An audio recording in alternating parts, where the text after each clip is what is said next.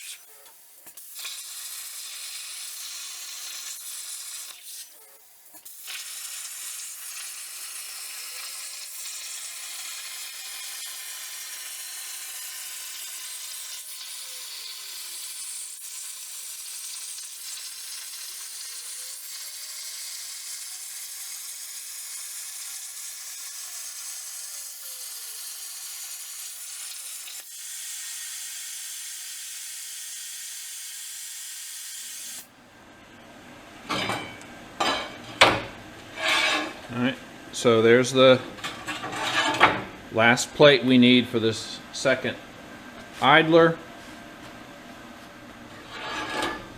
I went back and checked the parts that I've cut out and realized I need one more of these 10-hole spacers. So I've set this on the table here in a position that utilizes the sheet as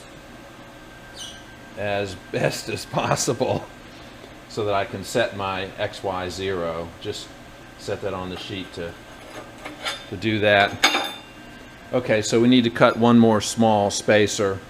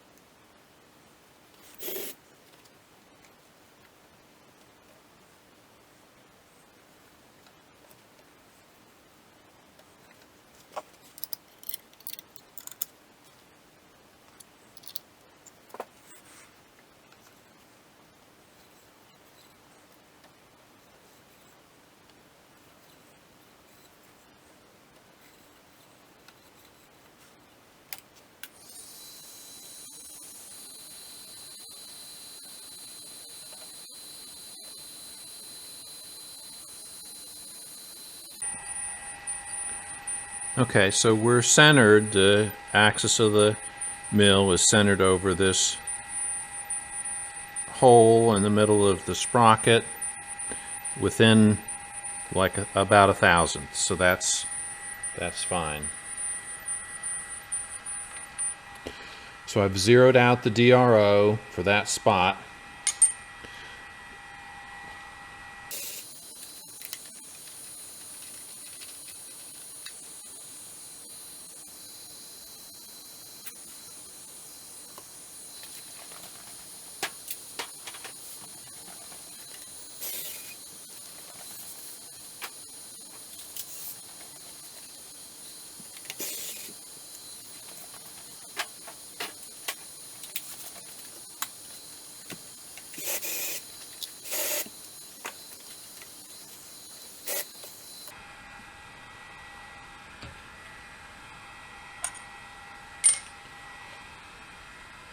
Alright, so we're going to drill the 5 holes on 4.5 inch circle.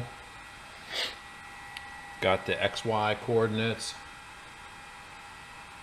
Zeroed out the DRO. Going to make my sanity check marks.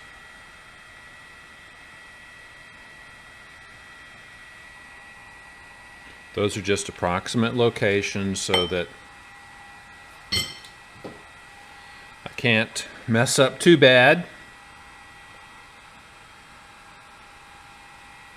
Alright, the first hole is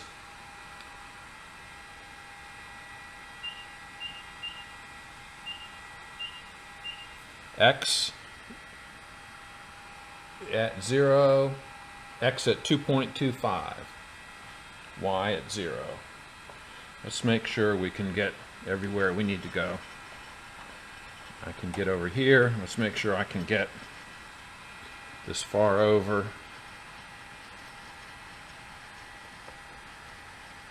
Okay, I can do that. Just want to make sure that the range of motion of the table, since I'm pretty far to the right on my table, that I can reach all of the positions. Alright, let's get Y back to 0.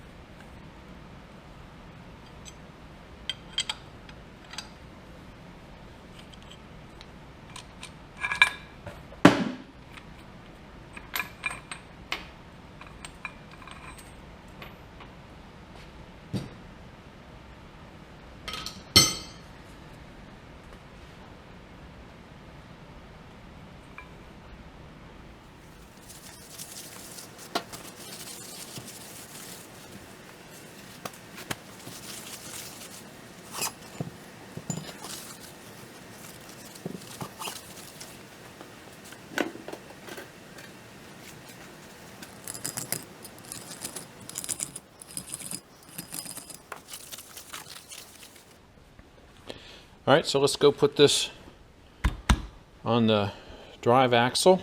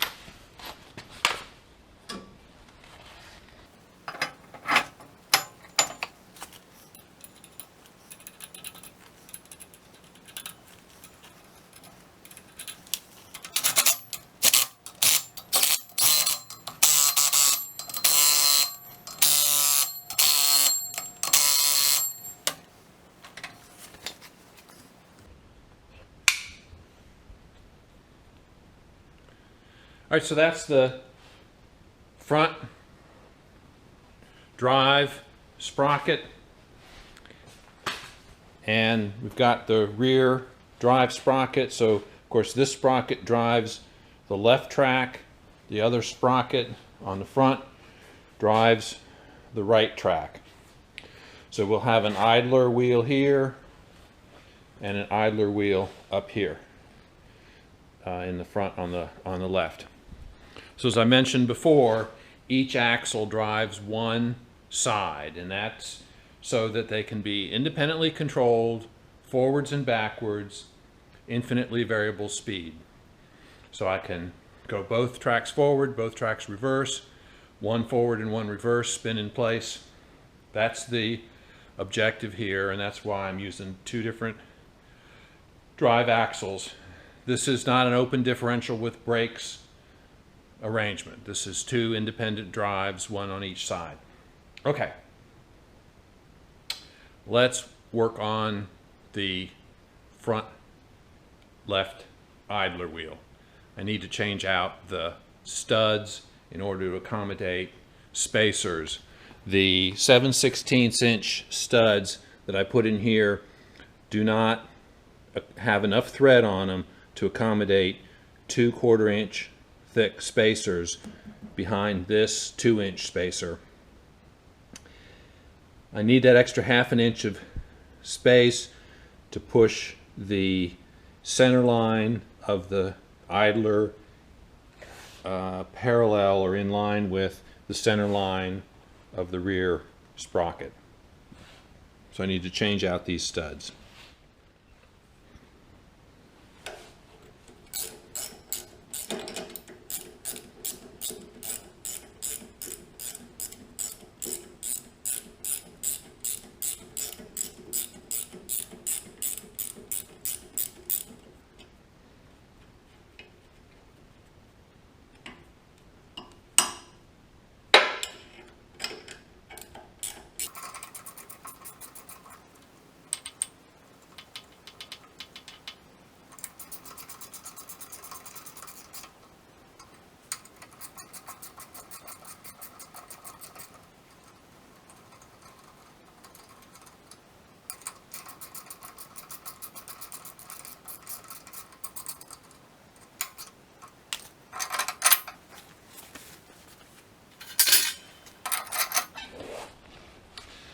I also had to have longer studs. I don't have a hydraulic press, so I was able to get longer studs for these spacers. I needed about an extra 1/4 inch or so, so I was able to get longer studs pressed in.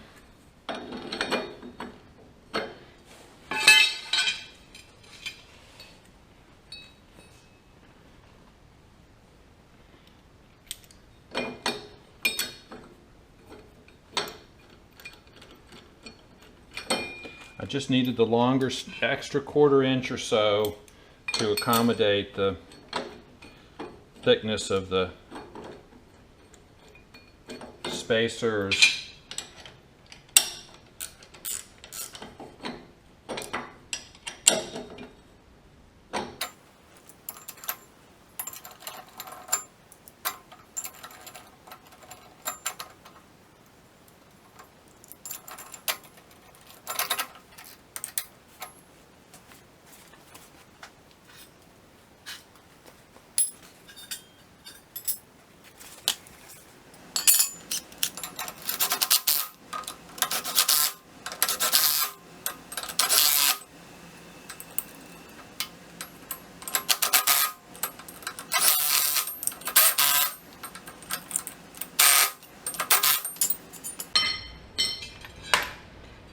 This is the inside idler plate.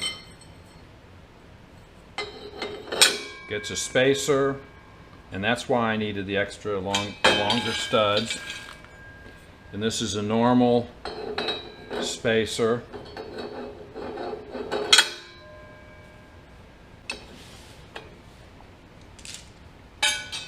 Then the 5-hole spacer.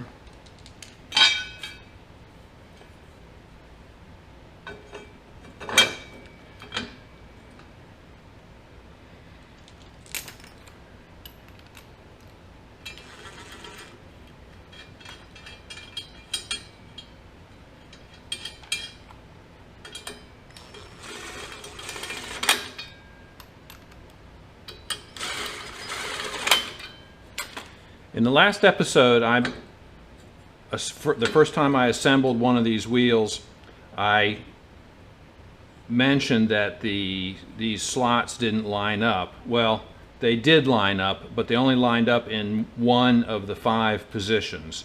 So I had them correct. I just didn't realize that they only lined up in one of the orientations, so I didn't have to make new ones. These larger holes here let me reach the lug nuts for this idler, so I'll be able to take the idler off.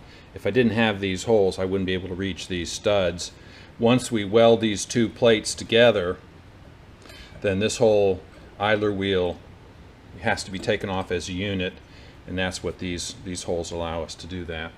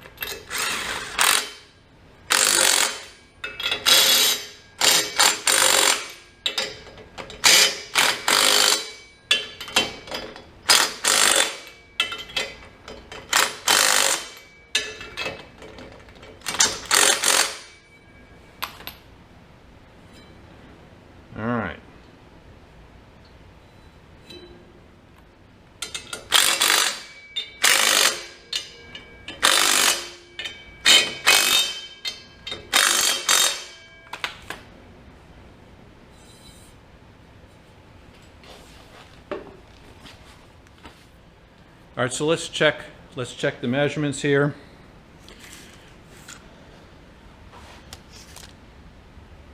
We want the center line of the sprocket here is 10.5 inches. Center line of the idler is also 10.5 inches.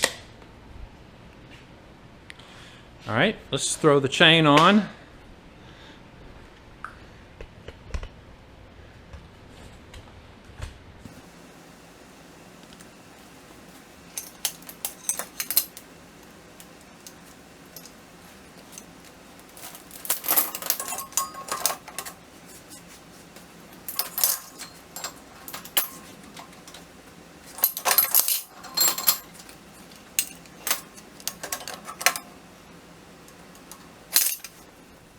We need to weld up the internal spacers on that idler.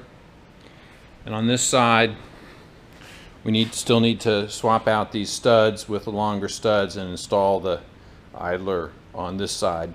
We've already got the drive sprocket on here. Okay, let's weld the idler wheels up. First thing I'm going to do is weld three plates at the bottom of the groove here, and those 3 plates will capture the spacers and hold everything together, and then we'll weld 8 of the track supports around the perimeter like this. So there'll be 8 of them going around.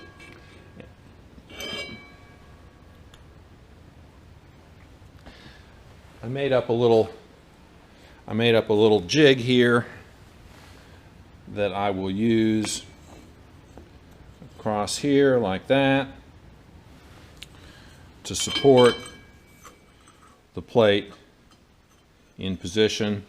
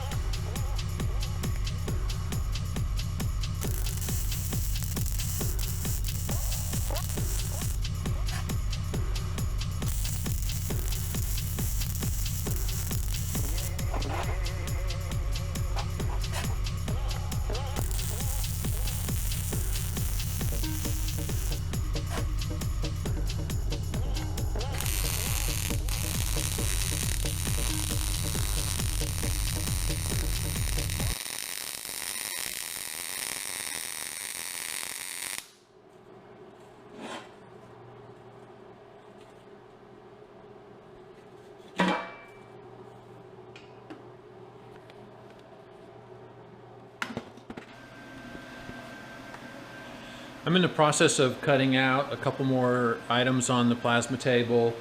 I've cut out some more spacers for the second idler wheel, and now I'm cutting out a couple of elevation spacers for the track assembly. And this is something I'm trying out.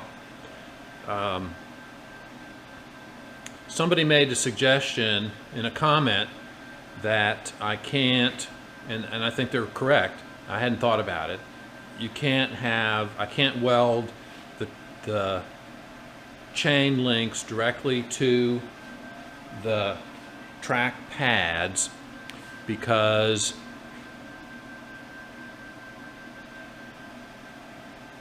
if the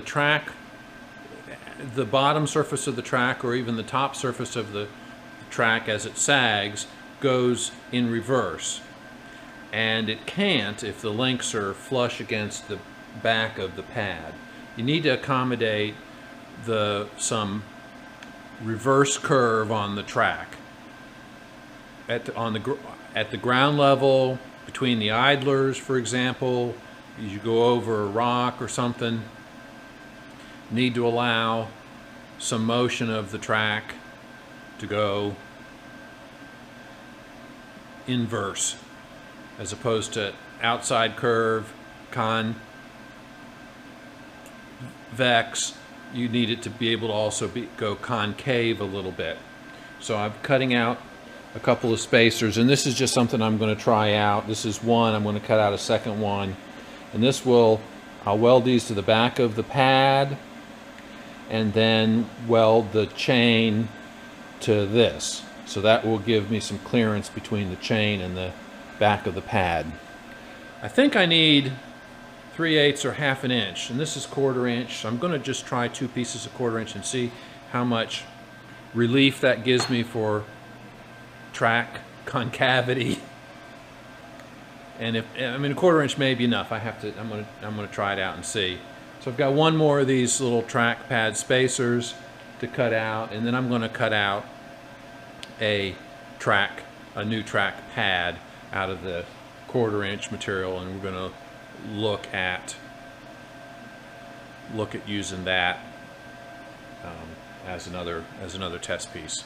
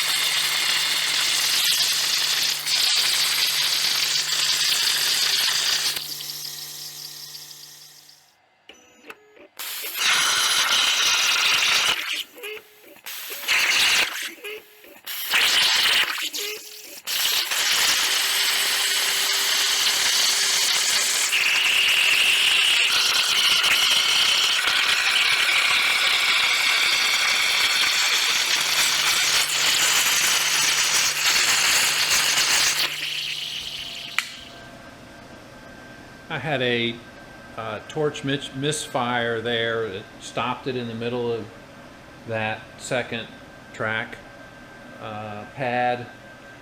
I just had to restart it and take it back to the XY0 and restart it. It remembers where it was, so it just picks up where it left off. Okay, we'll go back over to the workbench and finish up the second idler wheel.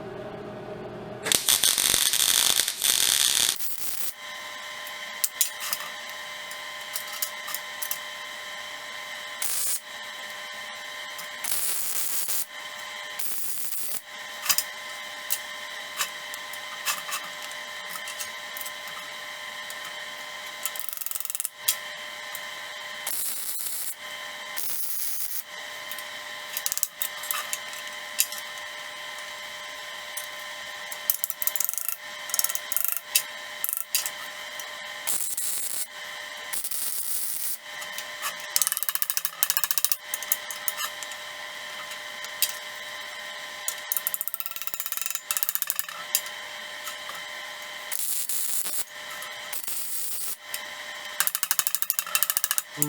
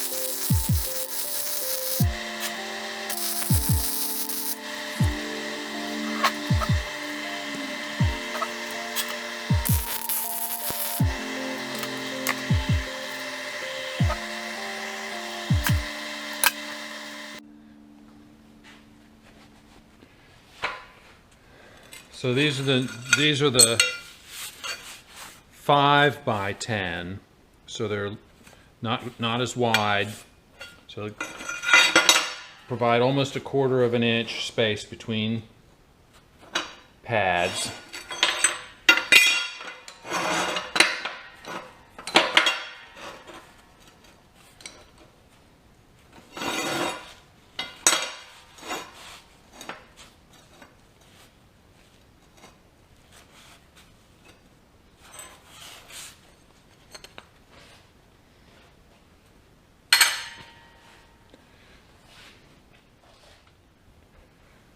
So this shows the 5 by 10 pads, and I've eliminated a set of holes. My plan will be to weld plates to overlap from one pad to the next, so it'll be on the other side of this. It won't be, this is the back side. There's no way the tracks can go concave if these links are welded. There's no place for these links to bend the other direction. So you need to raise the links up off of the pad by some distance.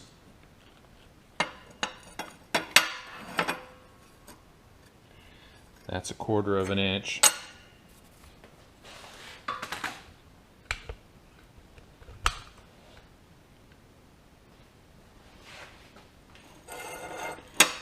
that's 1/4 of an inch.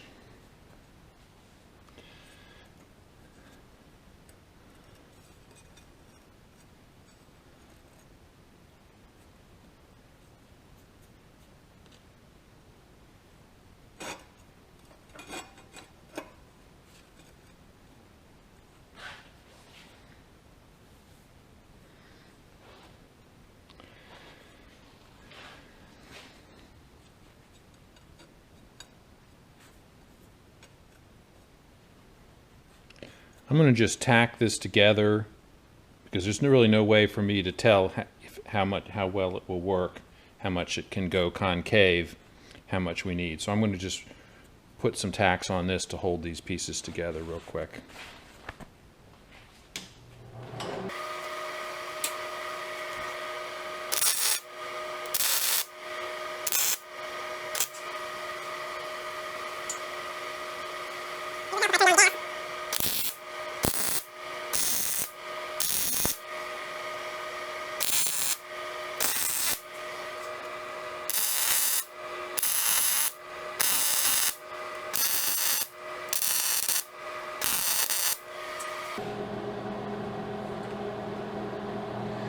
I didn't take a lot of time and effort for, to get the alignment perfect. I think this might give us the, all right, so that's how concave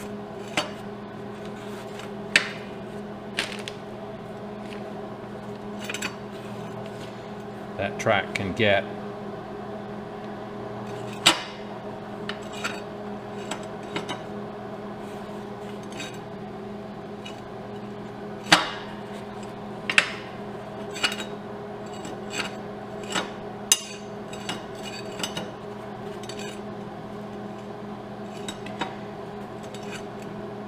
That might be enough, over the length of, that's up about 1/2 inch. So if you were to take that over the length of 5 or 6 pads, it certainly would be. We'll come back next time and look at this again. I'm not sure whether I'm going to add another spacer to space it up or use some other technique. I looked at welding channel and even bolting these links through channel, or a pair of strips of angle iron would be another way to do it. And then, but unless the links are welded, the links have to be welded, or at least I'm thinking they should be welded for rigidity, for the strength of the connection, and to avoid having to drill holes through all these links. And I'm going to say that this is probably hardened, tempered and hardened steel, and drilling holes through these links would be quite an undertaking. So, and getting them straight and everything could be a challenge. So I like the idea of welding them to the track pads, whether it'll be with this spacer or a thicker spacer. I only have up to 3/8 inch. I don't have any material thicker than 3/8. 3/8 may be enough. I mean, this 1/4 inch may be enough. In any case, we'll revisit this when we get closer to actually having to put the tracks together. Got a lot of work to do before we get to that point, including building the track frame and the tensioner support and the tensioner wheel and all that work. Okay, we'll come back and look at this later. Hey guys, that's about it for this week. It's been a busy week. I got the idlers done, the idler wheels done. We got everything spaced out, the sprockets and the idlers. I got the additional chain I need, and we mocked up a new version of the track pads. Most of the work on the tracks will take place later, once we get the track frame under the tractor and see what the idler looks like. I've got to work on the idler wheel. I lost an entire day this week in the shop because of a heat pump replacement. The HVAC guys were here all day yesterday. They put in a brand new heat pump. So the old one I had actually came out of the second floor of our house. When we bought this house, we upgraded the heat pump upstairs. It was a little undersized, I think. So the one that came out of there, and it came out 6 or 7 years ago. I held on to it for 2 years until I finished building this shop, and then I installed it. So it's been out here since 2015. I think it was a 2008 unit.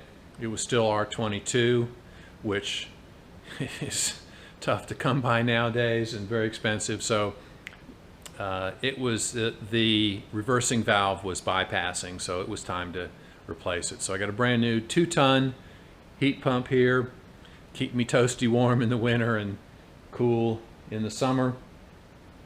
I did get the seat riser bolted down. Have not yet bolted down the dash and grill riser yet.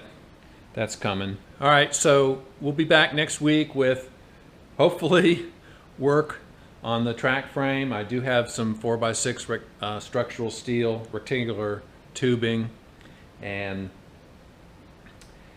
we'll pull that out, cut some pieces of that to span between the two axles, and I have some smaller rectangular tubing that'll be cross braces, cross pieces to support that, and we'll begin to put that track frame together if all goes well. All right, appreciate you guys watching. Be great if you would give us a thumbs up, maybe share the video, and keep the comments coming. I enjoy reading the comments. I answer every question, I think, or nearly every question that's asked. Okay, we'll see you guys next time. Thanks for watching.